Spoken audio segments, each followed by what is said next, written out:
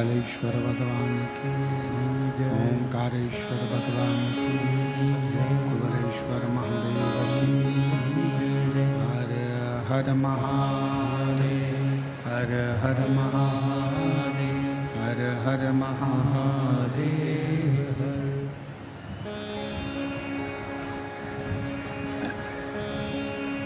काशी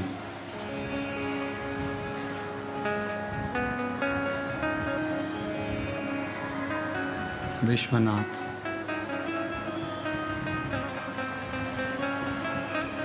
ओगड़दानी त्रिकालदर्शी कैलाशी अविनाशी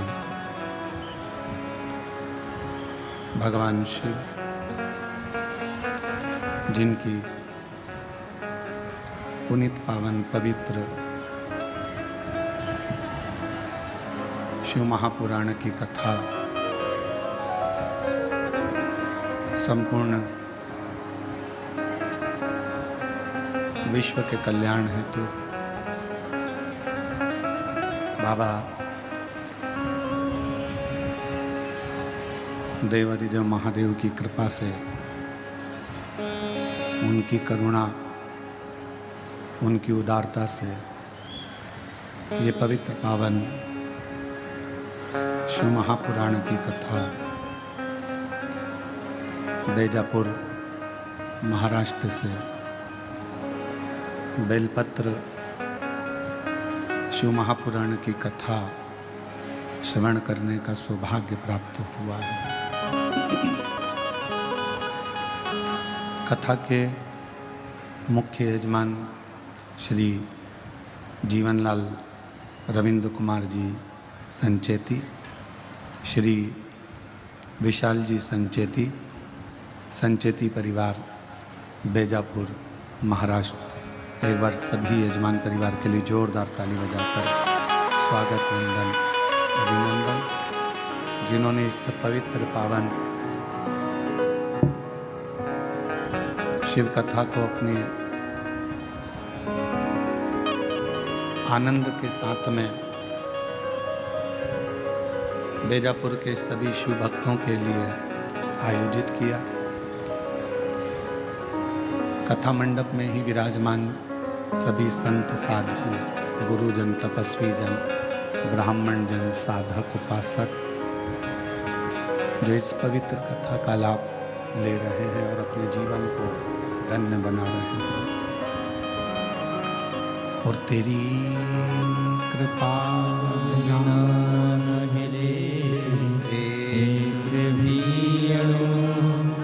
लेते हैं सांस तेरी कृपा से तनु तनु। बखान क्या करूं मैं राखों के ढेर का, चपटी भभूत में है खजाना कुबेर का। रंगधार मुक्ति द्वार ओमकार तू, भोले ओमकार तू। आयो शरण तिहारी शंभु तार तार तू। शिव कथा कह रही है, भगवान शंकर का चरित्र कहता है, शिव पुराण की कथा कह रही है, भगवान का पावन चरित्र कह रहा है। एक मानव की देह, मनुष्य का शरीर, मानव की देह, मनुष्य का शरीर, और उस मानव की देह में भगवान शिव की अविरल भक्ति।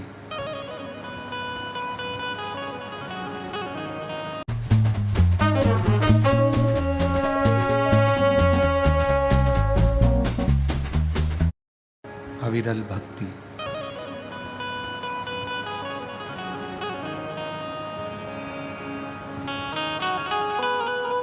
ऐसा नहीं कि मानव का शरीर नहीं मिलेगा या मानव की देह नहीं मिलेगी, फिर जन्म होगा, फिर मृत्यु होगी, फिर जन्म होगा, फिर मृत्यु होगी, और ये मानव की देह मिलती रहे। पर उस मानव की देह के मिलने पर यदि भगवान देवाधिदेव महादेव, भगवान शिव की अविरल भक्ति आप और हमको प्राप्त हो जाए तो ये मानकर चलना कि हमारा मृत्यु लोक में जन्म लेना सार्थक हो गया और हम इस संसार सागर में भव सागर तक पहुंचने की अपनी एक सीढ़ी बना ली।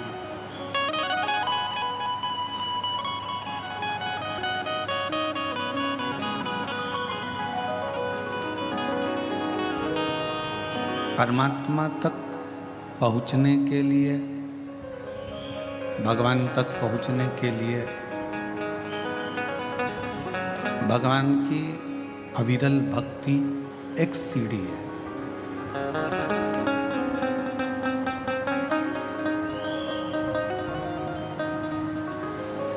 आप जिस भी देवता की आराधना करें, चाहे आप राम जी की आराधना करें, चाहे आप कृष्ण भगवान की आराधना करें, चाहे आप शिव जी की आराधना करें, चाहे आप देवी की आराधना करें, चाहे आप किसी देवता की आराधना करें, पर उन परमात्मा तक पहुंचने के लिए भक्ति, विश्वास, श्रद्धा एक सीढ़ी का काम करती है। और यदि वो विश्वास की सीढ़ी नहीं हो, भक्ति की सीढ़ी नहीं हो, भरोसा नहीं हो, तो परमात्मा तक पहुंचना भी कठिन है। छत पर पहुंचने के लिए सीढ़ी की जरूरत पड़ती है।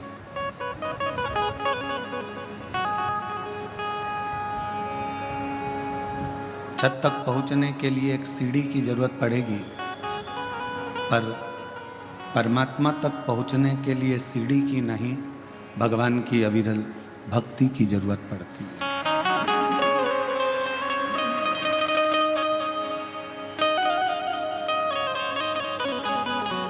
यदि भक्ति अपने अंदर है और वो भक्ति का दिखावा नहीं होता, वो भक्ति का कभी दिखावा नहीं होता, भीतर से परमात्मा को भजा जाता है।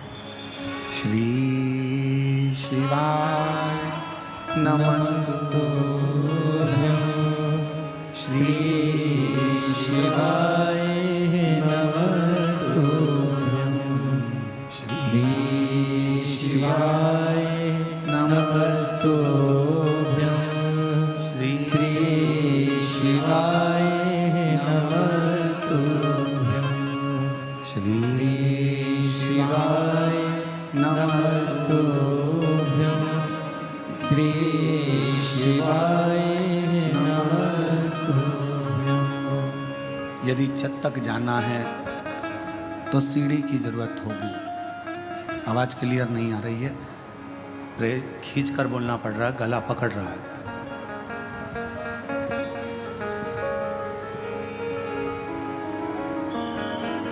छत तक जाने के लिए केवल सीढ़ी ही चाहिए, पर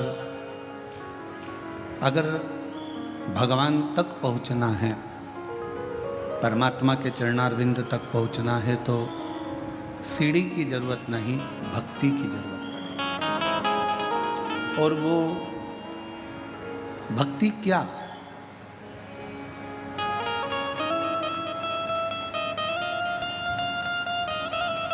माँ शबरी अम्बा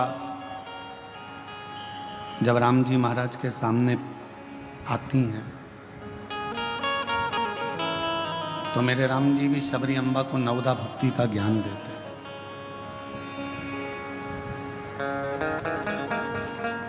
कि प्रथम भक्ति संतन कर संगा और दूसरी रति मम कथा प्रसंगा। मेरे राम जी ने माँ शबरी अम्बा को सबसे पहली भक्ति कही है सत्संग कर, सबसे पहली भक्ति कही है सत्संग करना।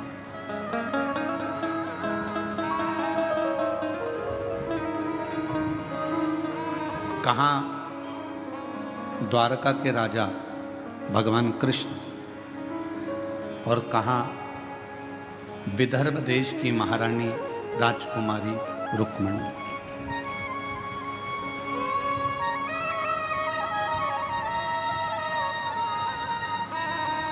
ना तो कभी रुक्मणी जी ने भगवान कृष्ण को देखा था,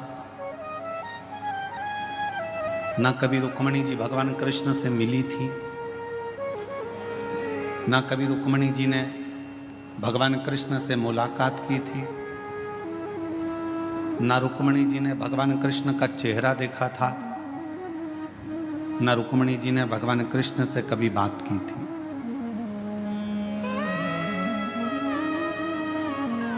ना कभी मिलना हुआ, ना कभी देखना हुआ, ना कभी मुलाकात हुई। फिर रुक्मणी जी के दिल में, रुक्मणी जी के हृदय में भगवान श्री कृष्ण के प्रति भाव कैसे जाग गए?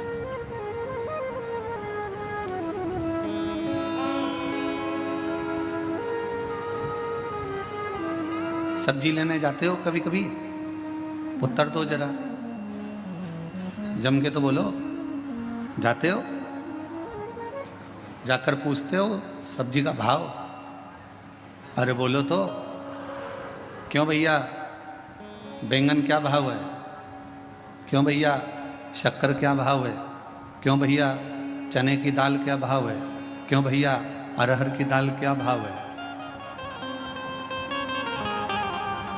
सब्जी बिना भाव के नहीं मिलती, किराना बिना भाव के नहीं मिलता, फ्रिज बिना भाव के नहीं मिलता, सोना हीरा चांदी बिना भाव के नहीं मिलती, तो भगवान बिना भाव के कैसे मिल सकते हैं?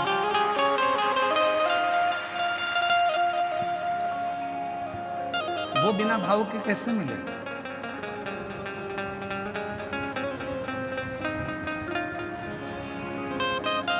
रुक्मणी जी ने भगवान को कभी नहीं देखा था। रुक्मणी जी ने भगवान कृष्ण का दर्शन भी नहीं किया था।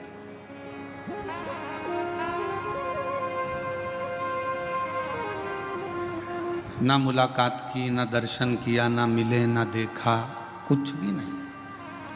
फिर रुक्मणी जी के दिल में भगवान कृष्ण के प्रति इतना प्यार, इतना प्रेम कैसे प्रकट हुआ?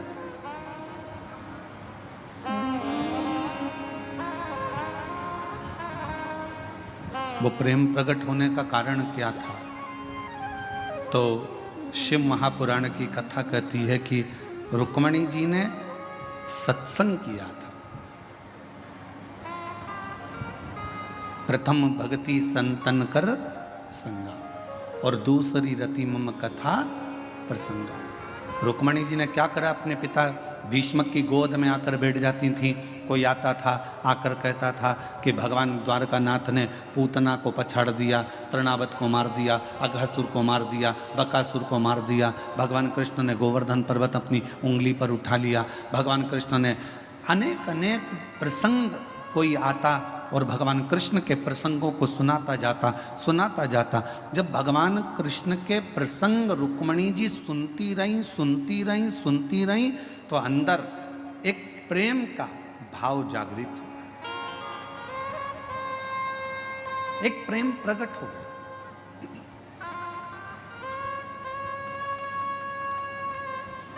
किसी व्यक्ति के बारे में आपसे अगर बार बार कहा जाए ना, वो व्यक्ति ऐसा है, वो व्यक्ति ऐसा है, वो व्यक्ति ऐसा है, तो मन में भाव जागृत होगा। एक बार उससे मिले तो अपन देखें तो सही, एक बार चलो। भाव जागृत हुआ।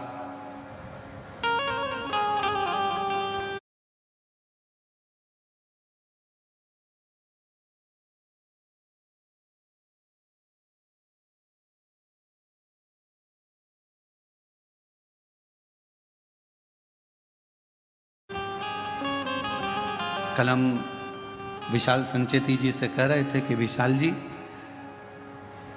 आप 2-4 बार तो कुबेरेश्वर धाम आ गए होगे।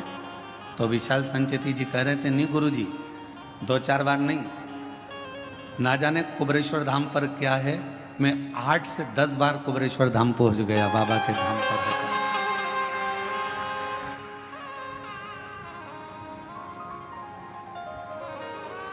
हम सुनते रहे। शिव ऐसे हैं, शिव महापुराण की कथा ऐसी है, कुबेरेश्वर धाम ऐसा है, बाबा का धाम ऐसा है।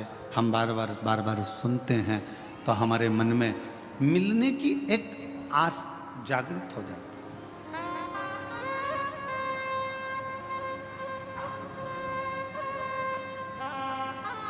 है। लड़का लड़की से शादी करने को तैयार नहीं था। लड़के ने सोचा था अभी मैं पढ़ाई करूंगा, अभी शादी वादी नहीं करूंगा, पर लड़के की बताना प्रारंभ करी, इतनी बढ़िया है, ऐसी है, इतनी जोरदार, लंबे लंबे बाल हैं, बड़े बड़े आँख है, उसके सिर पर बिंदी अच्छी लगती है, पढ़ी लिखी है, उसने ये एजुकेशन करा है, ये कोचिंग करी है, ये जानती है, सिलाई जानती है, कढ़ाई जानती है, बनाई जानती, सब जानती है, उसको सब आता है। तो लड़के के मन में आया, जब इतनी तारीफ कर रहे हैं तो एक बार जरा मिलने में जाता क्या है, मिले तो सर। जब लड़की से मिलना हुआ, उसने देखा कि जो घर के लोगों ने कहा था बिल्कुल वैसा ही है, पढ़ी लिखी भी है, मेरे लायक भी है, तो लड़के ने हाँ भर दिया। लड़की से कहा गया है तू एक बार मिल तो सही, लड़का ऐसा है वैसा है, ये है वो है, तो उसने कहा मिलते हैं। सुना,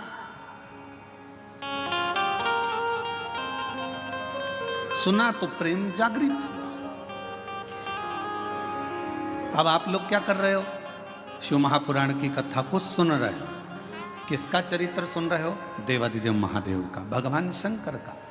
जब शिव जी का इतना चरित्र तुम बेजापुर में सुन लिए, कहीं तुम छत्रपति संभाजी नगर सुन लिए, तुम नासिक में सुन लिए, तुम मालेगांव सुन लिए, जब तुम बार बार शंकर जी का चरित्र सुनते जाओगे सुनते जाओगे सुनते जाओगे तो अंदर से उससे मिलने की तमन्ना बढ़ती चली जाएगी। एक बार जरा शंकर जी से मिलूं तो सही, कि उनकी कथा इतनी सुंदर है तो वो कितना सुंदर होगा, ये विचारणीय बात।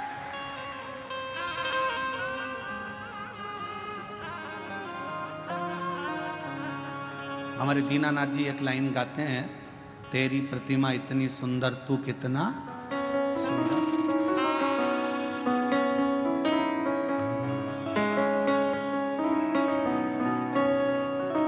जिसकी रचना इतनी सुंदर वो कितना सुंदर होगा, वो कितना सुंदर होगा।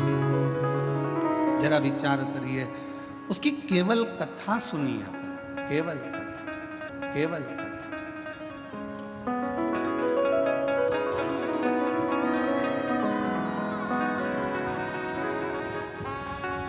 रुक्मणी जी ने केवल भगवान कृष्ण के विषय में सुना था, और फिर रुक्मणी जी का विवाह शिशुपाल के साथ जब पक्का किया तो रुक्मणी जी ने पत्र लिख दिया कि सतगुरु मेरो संदेश हरि से जा सुना दे, मेरी नैया पड़ी है मझधार, गुरु जी उसे पार लगा देना। पत्र लिख दिया, पत्र लेकर ब्राह्मण देवता को भेज दिया। द्वारकाधीश के पास पत्र पहुंच गया। द्वारकानाथ ने कह दिया कि रुक्मणी जी से कह दो कि श्रृंगार करके जगदम्बा के मंदिर पहुंच जाए, मैं तुझे लेने के लिए पहुंच जाऊंगा। रुक्मणी जी ने केवल सुन रखा था, भगवान को देखा नहीं था, पत्र भेज दिया, और वो पत्र के माध्यम से भगवान रुक्मणी को लेने के लिए आ गए। शिव महापुराण की कथा भी यही कहती है कि प्रथम भक्ति संतन कर संगा, दूसरी रति मम कथा प्रसंगा। ये दो भक्ति की सीढ़ियां हैं। अगर किसी ने कथा सुनना प्रारंभ कर दी और कथा सुनते सुनते अपना चित्त अपना मन भगवान में लगाना प्रारंभ कर दिया तो समझ लो कि शिव जी को मिलने में देरी नहीं होगी, भगवान शंकर जरूर।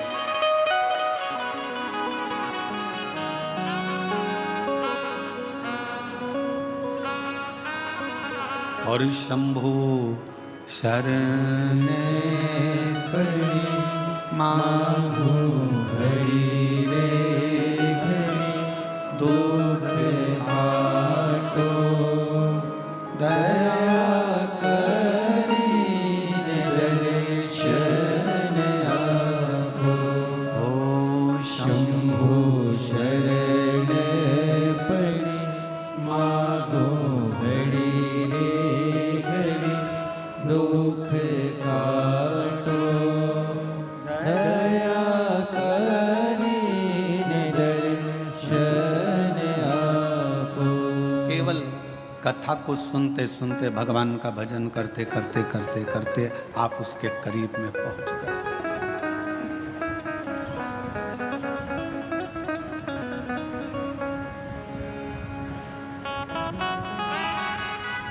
सीढ़ी का काम है छत तक पहुंचाना।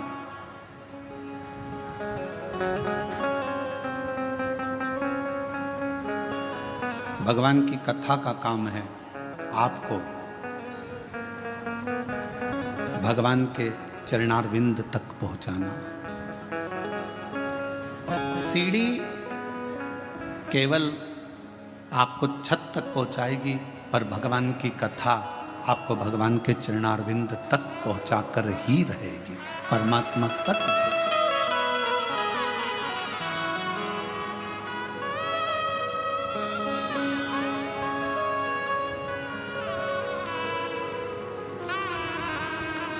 जब हम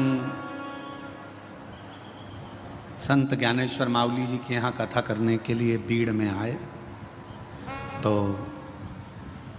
आप में से कई लोग आए होंगे बीड़ में कथा में भी। तो संत ज्ञानेश्वर मावली जी के यहाँ कथा में जब बीड़ में पहुँचे तो वहाँ पर एक बच्चे ने एक प्रश्न किया, और वो वहीं बीड़ का रहने वाला था। सोनी जी के कोई परिचित थे बीड़ वाले, उनके परिचित में था। उसने कहा, गुरुजी आपके कितने दोस्त हैं?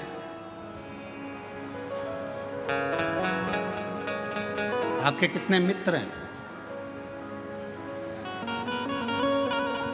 हमने पूछा, पहले तुम बताओ कि तुम्हारे कितने मित्र हैं। तो कहा, गुरुजी हमारे तो बचपन के 4-6 हैं, और इसके बाद हमारे कॉलेज के भी 2-4 हैं। अब कल हमारे वो विशाल जी के बेटे अर्नव जी भी वो भी अपनी मित्रों की मंडली को लाए थे, तो हमने उनसे भी वो कह रहे थे कि हमारे मित्र आपसे मिलना चाहते हैं गुरुजी। तो हमने पूछा, तुम्हारे कितने मित्र हैं? तो कहा है कभी 8 रहते हैं, कभी 6 रहते हैं। हमने कहा घटते बढ़ते कैसे रहते हैं? तो क्या 2-1 बाहर चले जाते हैं तो 6 हो जाते हैं, और वापिस आ जाते हैं तो 8 हो जाते हैं। हमने कहा अब बीड़ में संत ज्ञानेश्वर मावली जी के यहाँ जब कथा करने के लिए पहुँचे, बीड़ में महादेव महाराज जब कथा कराए, तो वहाँ पर एक प्रश्न बीड़ के एक बच्चे ने पूछा कि आपके मित्र कितने, आपके दोस्त कितने? हम उस समय पर थोड़ा जल्दी में थे, आखिरी दिन की कथा थी। अब आखिरी दिन की कथा तो आपको मालूम ही है कि कल की कथा तो यही टाइम पे होगी। कल क्योंकि कथा की क्या है, शिवरात्रि है कथा की, और परसों के दिन सुबह 8 बजे से 11 बजे तक कथा हो जाएगी। 11 बजे के बाद जाने की तैयारी हो जाती है, तो इतना समय रहता नहीं, हम उत्तर नहीं दे पाए। तो वो बेटा अगर कथा सुन रहा हो तो हम कहेंगे उसने प्रश्न किया कि आपके कितने मित्र हैं, आपके कितने दोस्त हैं? तो मैं उससे कहना चाहूँगा, शरीर के और धन के ढेरों दोस्त हो सकते हैं, पर मन का तो केवल एक शिव ही दोस्त है। इस मन का, तुम्हारे पास में धन बढ़ता जाएगा तो आपके दोस्त बढ़ते चले जाएंगे, मित्र बढ़ते चले जाएंगे, सखा बढ़ते चले जाएंगे, रिश्तेदार बढ़ते चले जाएंगे, पहचान वाले बढ़ते चले जाएंगे। तन अच्छा है, शरीर में कोई रोग नहीं है, तो तुम्हारे दोस्त बढ़ते चले जाएंगे। शरीर में अगर एक भी रोग आ गया, तुम हॉस्पिटल में पड़ गए, और शरीर अगर बेकार होना चालू हो गया, धीरे धीरे दोस्त कम हो जाए। तन के और धन के दोस्त बहुत हो सकते हैं, पर मन का तो केवल एक ही दोस्त है और वो देव अधिदेव महा, वो मित्र।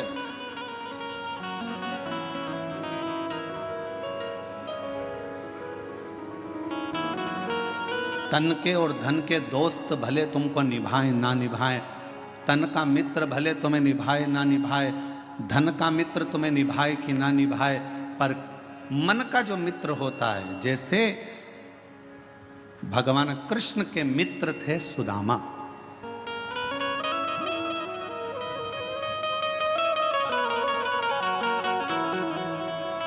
और सुदामा जी को निभाया भगवान कृष्ण ने।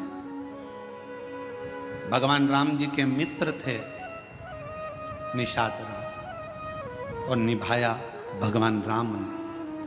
आप भी अपनी जिंदगी में एक मित्र शिव को बना लो, आप भी अपनी जिंदगी में एक मित्र देवाधिदेव महादेव को बना लो। और अगर शिव तुम्हारे मित्र बन गए तो ये निश्चित है कि तुम निभाओ कि ना निभाओ, पर मेरा देवाधिदेव महादेव तुमको निभाता जरूर।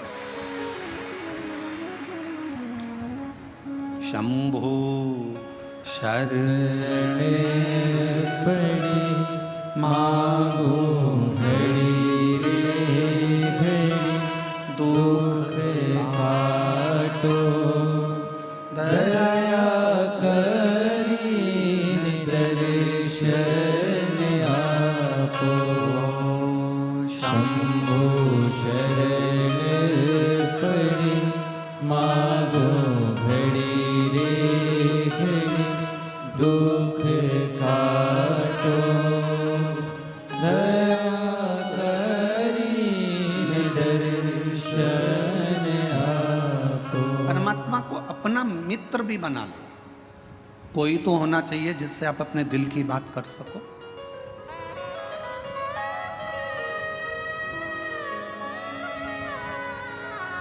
और तुम निभाओ ना निभाओ, वो निभाना जानता है।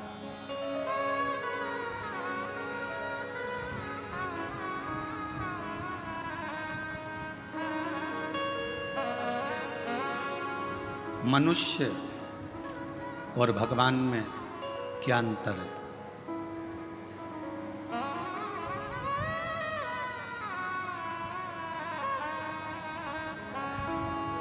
मनुष्य और भगवान में क्या अंतर है? मानव में और परमात्मा में क्या अंतर है?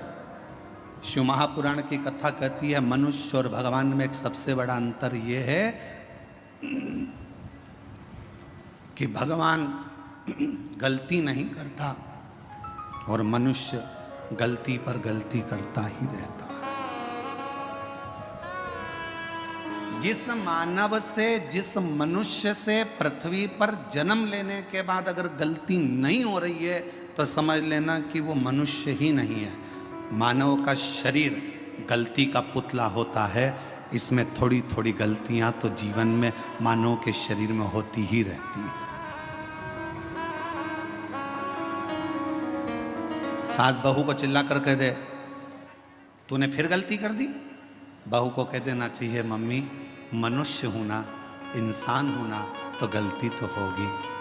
और आप अगर भगवान हो ना सासू जी तो माफ करना चालू कर दो। मैं इंसान हूं, आप भगवान हो, माफ करते हो।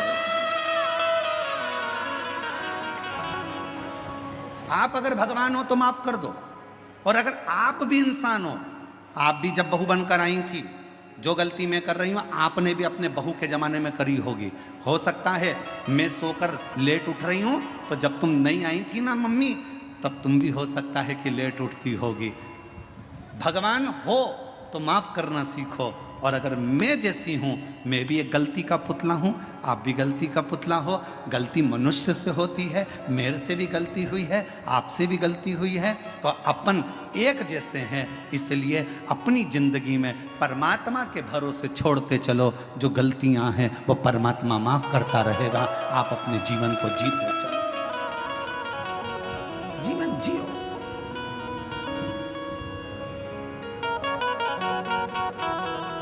कोई तुमसे कह दे मैं गलती नहीं करता तो उसके पांव पड़ लेना, तुम तो भगवान हो जी, तुम तो भगवान हो। तुम ही में सब कुछ दिखता है। तुम ही राम हो, तुम ही कृष्ण हो, तुम ही शिव हो, तुम ही जगदम्बा हो। जो कहे तुमसे कि मैंने जिंदगी में कोई गलती नहीं करी, समझ लेना उसको पांव पकड़ कर कह देना कि तुम भगवान हो। परंतु हम तो इंसान हैं, आज भी गलती कर रहे हैं और आगे भी गलती करेंगे, क्योंकि मनुष्य का शरीर मिला है ये पूर्ण परमात्मा बनने के लिए नहीं मिला, इंसान को इंसान बनने के लिए मिला। मैं आगे बढ़ोगे तो कोई ना कोई गलती हो जाएगी, ठोकर लगेगी तो संभलोगे।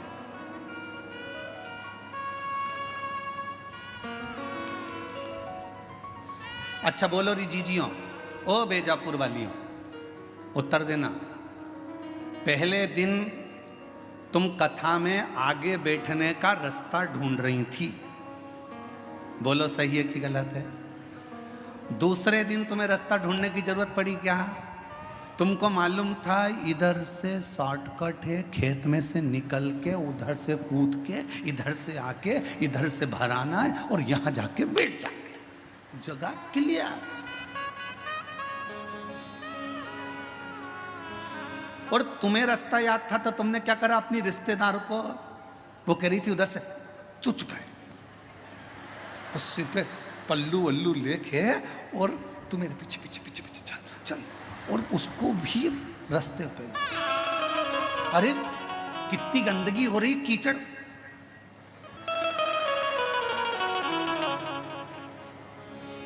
चल इतनी तू तू और घुमाती फिराती कीचड़ में, और उसकी भी चप्पल हो गई कीचड़ में। चप्पल को जान दे चूल्हा में, तू चल। और चप्पल रख ली झोला में और कथा में आगे लाकर बिठा दिया। जब दोनों चली तो फिर सहेली ने कहा, कितनी जोरदार जगह मिल गई थी ना बैठने के लिए, इतनी अच्छी जगह, ये तो सोचा ही था। अब चप्पल तो जैसी कथा पूरी हुई रोड पे निकली और निकलते सी पानी की बोतल में चप्पल घिस घुसा के तैयार करके पाँव में पहन के फिर पल्लू, फिर चलते। अब जरा विचार करिए, पहले दिन जगह ढूंढने में थोड़ा परिश्रम लगा, दूसरे दिन तुम्हें खुद जगह मिल गई, तीसरे दिन तुम अपनी सहेली को भी बिठा ली, चौथे दिन अपने परिवार वालों को भी बिठा ली और जगह तुम्हारे पास हो गई। एक सच्चा भक्त, भगवान शिव का एक परम भक्त ऐसा ही होता है। पहले संघर्ष की जिंदगी जीते जीते मंजिल तक पहुंचता है, फिर सबको उस स्थान तक पहुंचा देता है कि ये स्थान मैंने देखा है, ये शिव का धाम मैंने देखा है, ये भगवान का नाम मैंने देखा है, चलो यहाँ चलकर बैठते हैं, चलो यहाँ चलकर स्मरण करते हैं। चलो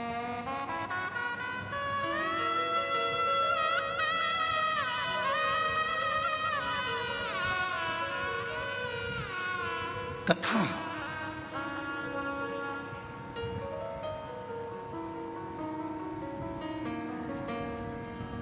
कोई तुमसे कहे कि मैंने जिंदगी में कोई गलती नहीं करी, कह देना तुम भगवान हो, तुम भगवान हो।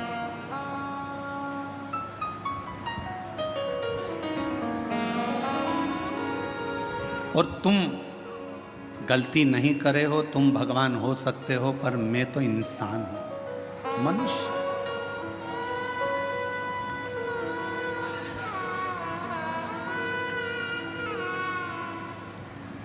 और मानव अगर गलती नहीं करेगा तो गलती करेगा कौन गलती? और कृपा की ना होती जो आदत तुम्हारी तो सुनी अदालत तुम्हारी, गरीबों के दिल में जगह तुम न पाते तो किस दिल में होती इबादत तुम्हारी, तो किस दिल में होती इबादत तुम्हारी, कृपा की न होती जो जो आदत तुम्हारी। तुम भगवान हो सकते हो, पर मैं तो इंसान की इंसान हूं। और फिर निवेदन है मेरी जीजियों, भगवान बनने की कोशिश भी मत करना, और इंसान को भगवान बनने का प्रयास भी नहीं करना चाहिए। इंसान को इंसान रहने दो, इंसान को इंसान। आज के जमाने में बहुत, कलिकाल में बहुत आडंबर हो रहा है। लोग हर इंसान को भगवान बनाए जा रहे हैं, और इंसान भगवान बन बन के बैठ जाता है। लोग कहते हैं वो भगवान जैसा, वो भगवान जैसा। नहीं, इंसान को इंसान रहने दो और भगवान को भगवान रहने दो। उसको भगवान रहने दो और तुम इंसान। भगवान मत बनना।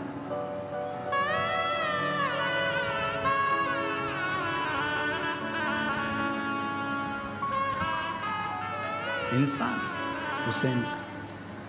गलती हो रही है, एक बार होगी, दो बार होगी, धीरे धीरे संभलते जाओगे, समझो। उसका काम है क्षमा करना, और तुम्हारा काम है गलती करना। करो। गलती नहीं करोगे तो संभलोगे कैसे? एक पिता ने अपने बेटे से कहा, मैंने तुझे फैक्ट्री का काम सौंप दिया है, मैंने तुझे ऑफिस सौंप दिया है, मैंने तुझे पूरा काम सौंप दिया है। एक बात सुन लेना, घाटा नहीं लगना चाहिए। मैंने तुझे समझा दिया, पहले पूरा काम तुझे सौंप दिया है, पूरी फैक्ट्री तुझे सौंप दी है, पूरे व्यापार तुझे सौंप दिया है, घाटा नहीं लगना चाहिए।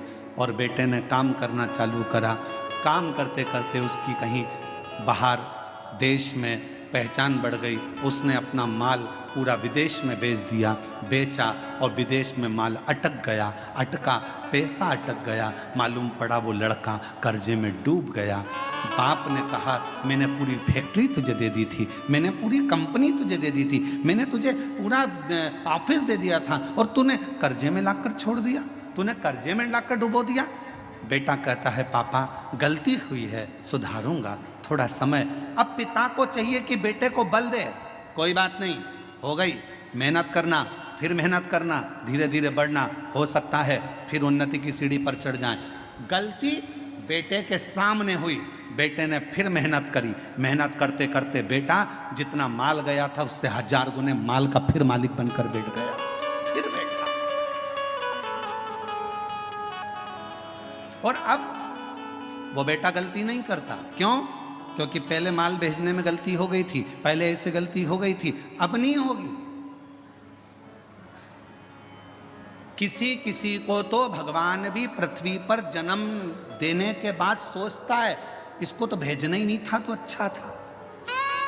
मालूम क्या था कि इतनी निंदा, इतनी बुराई, इतनी चुगली, इतने अपशब्द, इतनी गाली, इतना आड़ा टेढ़ा बोलेगी, इतना अपशब्द बोलेगा, ऐसा रहेगा, दिन भर बेकार काम करेगा, लोगों का दिल दुखाएगा। तो भगवान भी सोचता है, इसको एक बार तो जन्म दे दिया, अगली बार नहीं भेजना इसको, चाहे कुछ भी हो जाए, इसको 94 तरह के नरकों में पटक देना, पर पृथ्वी पर मत भेजना इसको। इतना झूठ, इतना छल, इतना प्रपंच, इतने गलत शब्द, इतना अपशब्द, इसको पृथ्वी पर मत भेजना। अब भेज दिया।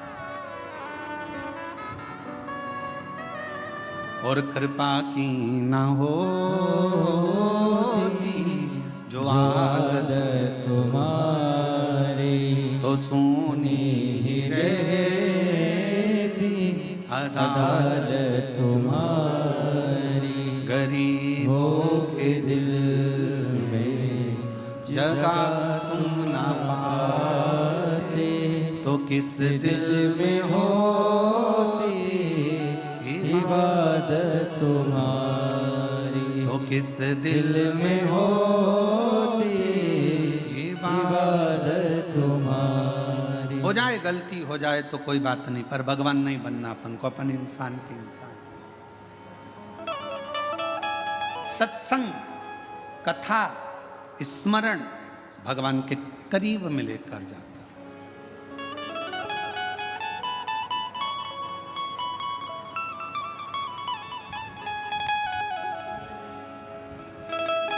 और ले गया।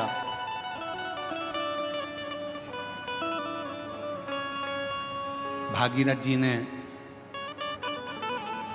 60,000 काकाओं के उद्धार के लिए गंगा को पृथ्वी पर लाने के लिए तप करा।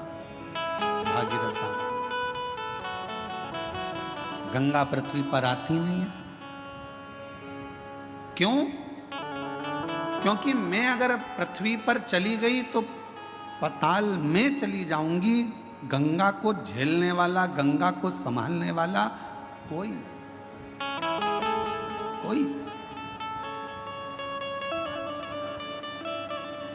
गंगा पृथ्वी पर नहीं आ रही। भागीरथ जी ने फिर तप करा, फिर साधना करी, फिर उपासना करी और भागीरथ बाबा ने फिर निवेदन करा गंगा जी से कि आपको पृथ्वी पर आओ, पृथ्वी पर आओ। गंगा जी मना करती हैं, मैं नहीं आऊं, मुझे संभालने वाला भी तो कोई चाहिए। भागीरथ जी ने पूछा कि आप पृथ्वी पर नहीं आओगी तो मेरे काकाओं का उद्धार कैसे होगा? मैं क्या करूं कि आप पृथ्वी पर आ जाओ? तो गंगा मैया ने भागीरथ जी से कहा कि एक बार किसी सदगुरु की शरणागति में बैठकर थोड़ा सा सत्संग कर लो, तुम्हें कोई ना कोई तो राह मिल जाएगी। भागीरथ बाबा गुरु बाबा के पास जाकर बैठ गए। गंगा आने को तैयार है, पर मैंने गंगा मैया कह रही है कि मुझे झेलेगा कौन, मैया कह रही है कि मुझे झेलेगा कौन, मैं किससे प्रार्थना करूं? तो संत सतगुरु ने कह दिया कि सत्संग में बैठे हो, इतना याद रखना कि गंगा को झेलने के लिए एक ही है जो झेल सकता है। वो कौन? तो कहा गंगा को झेलने के लिए जिसने अपने पूरी तप और साधना को पूरी जिंदगी में करता रहा हो, वही गंगा को झेल सकता है। और वो देव अधिदेव महादेव है जो गंगा को अपने मस्तक पर झेल सकता है। इसके सिवाय कोई गंगा को झेल पाए ये किसी के बस की बात नहीं है।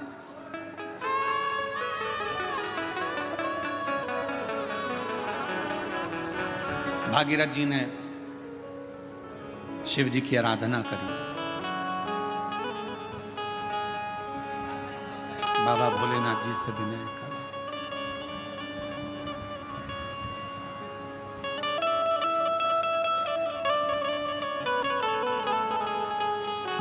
महादेव नमन चरणों में स्वीकार कीजिए, सबका किया है मेरा कल्याण कीजिए, उद्धार कीजिए।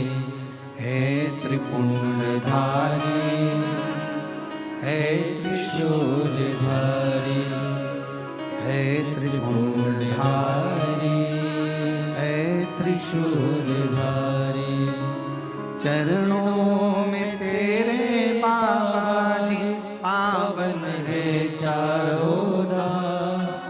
तेरी देव करते वंदना, पूजे है सीताराम। तेरी देव करते वंदना, पूजे है सीताराम। हो जाए पूरी कामना, हो जाए पूरी कामना। उपकार कीजिए, सबका किया है मेरा उद्धार कीजिए, कल्याण कीजिए। हे त्रिपुंडधारी, हे त्रिशूलधारी, हे त्रिपुंडधारी, हे त्रिशूलधारी। आप कुछ कृपा करो। भागीरथ जी ने भगवान शिव की आराधना करना प्रारंभ करी। शिव जी के लिए अखंड तप किया भागीरथ बाबा ने। ऐसी अखंड साधना करी कि भगवान शंकर का कैलाश धाम हिल जाए, पर शिव का कैलाश नहीं हिला। भागीरथ जी ने खूब तप करा, पर शंकर भगवान का कैलाश धाम नहीं हिल पाया, हिला ही नहीं।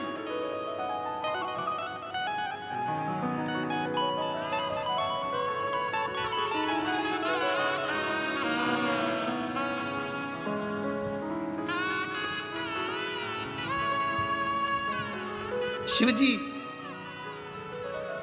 तुम्हारे तप से, शिव जी तुम्हारी साधना से, शिव जी तुम्हारी तपस्या से जितनी जल्दी प्रसन्न नहीं होते, शिव जी उतनी जल्दी एक लोटे जल से प्रसन्न हो जाते हैं।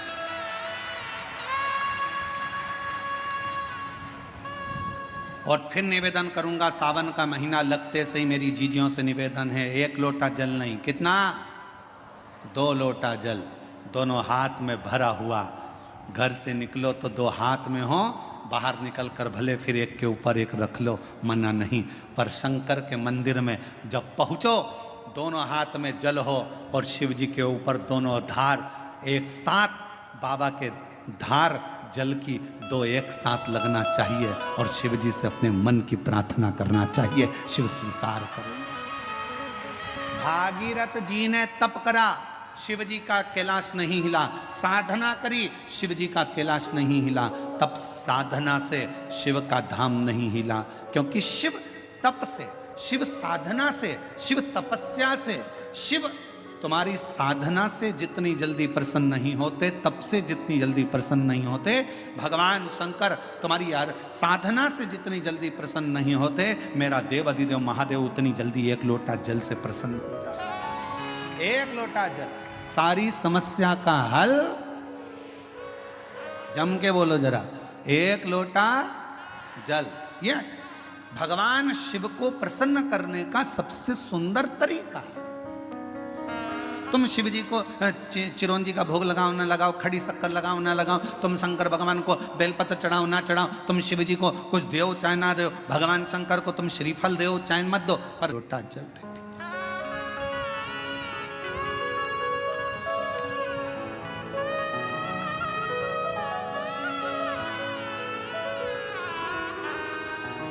छत्तीसगढ़ में एक बहन ने एक प्रश्न लिख के भेजा था कि भगवान के मंदिर में नारियल क्यों तोड़ा जाता है।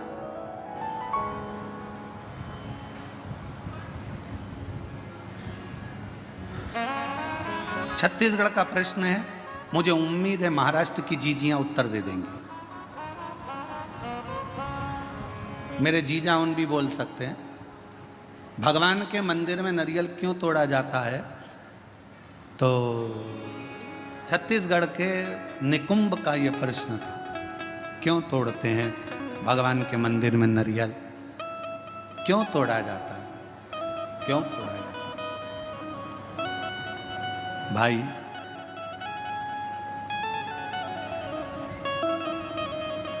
कहा तो कहा भगवान को प्रसन्न करने के लिए, पर हमसे अगर हमारे हम अब इस जगह पर हम हमारे शिव पुराण की बात नहीं कर रहे हैं, हम हमारे दिल की बात कर रहे हैं, हमारे मन की बात कर रहे हैं। ये हम हमारे मन से कर रहे हैं कि जीजी ने पूछा कि भगवान के मंदिर में नारियल क्यों तोड़ा जाता है, तो शायद मेरा दिल कहता है कि भगवान भी कहते होंगे, तू मेरे मंदिर में नारियल तोड़ ले पर अपने घर को मत टूटने देना। तू मेरे मंदिर में नारियल तोड़ ले पर अपने राष्ट्र को मत टूटने देना। तू मेरे मंदिर में नारियल तोड़ ले पर अपने सनातन को मत टूटने देना। वो नारियल के रूप में स्वीकार। ये मेरा दिल कहता है। किसी को गलत लगे तो मैं क्षमा चाहता हूं इस बात के लिए, पर मेरा मन कहता है कि मेरा शिव कहता होगा, मेरे राम कहते होंगे, मेरे हनुमान कहते होंगे, मेरे भगवान कहते होंगे कि मेरे सामने तू नारियल तोड़ ले पर अपना घर मत टूटने देना। मेरे सामने तू नारियल तोड़ ले पर सनातन धर्म मत टूटने देना। मेरे सामने नारियल तोड़ ले पर हिंदू धर्म मत टूटने देना। और मेरे सामने नारियल तोड़ ले पर मेरे राष्ट्र को मत टूटने देना। मुझे स्वीकृत रहे।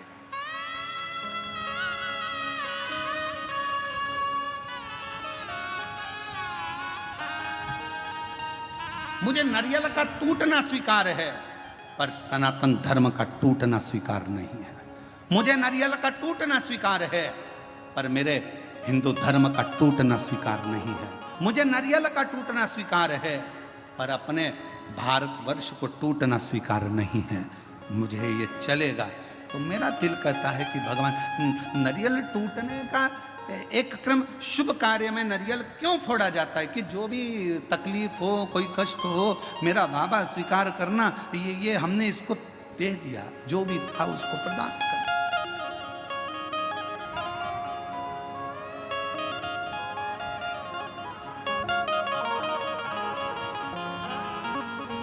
और इसीलिए शायद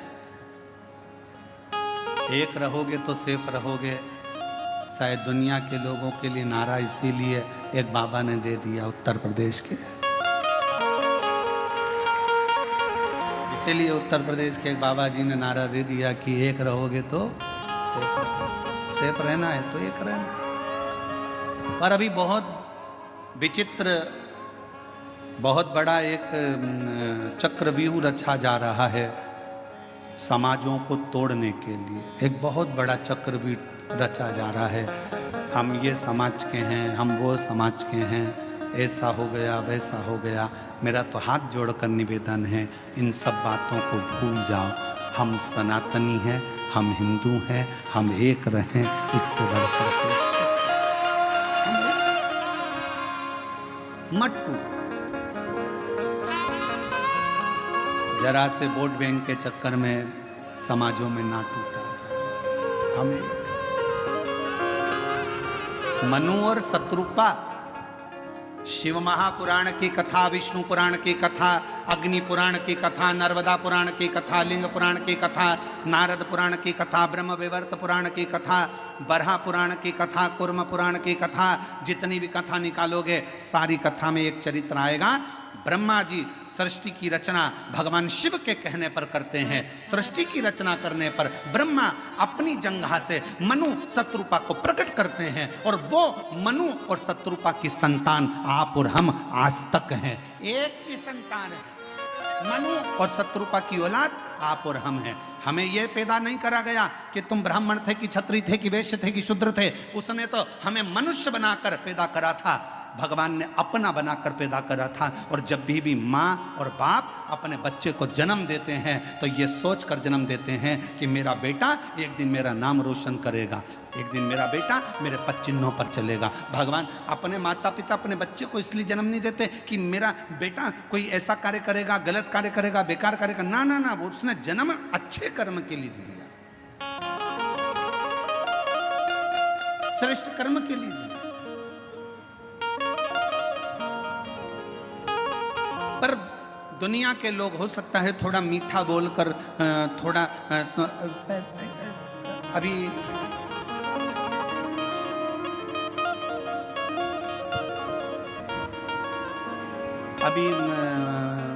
बहुत अच्छे अच्छे फल आ रहे हैं बाजार में, बहुत अच्छे अच्छे आ रहे हैं। उसमें से एक मैंगो आम, जामुन,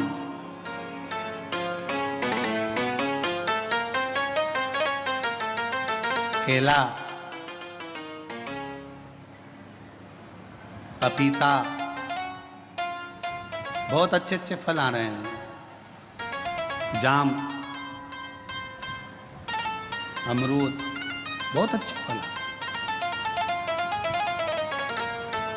फल वाले के पास जाकर फल खरीदिए। फल भी हमको प्रेरणा देते हैं, फल हमको ज्ञान देते हैं।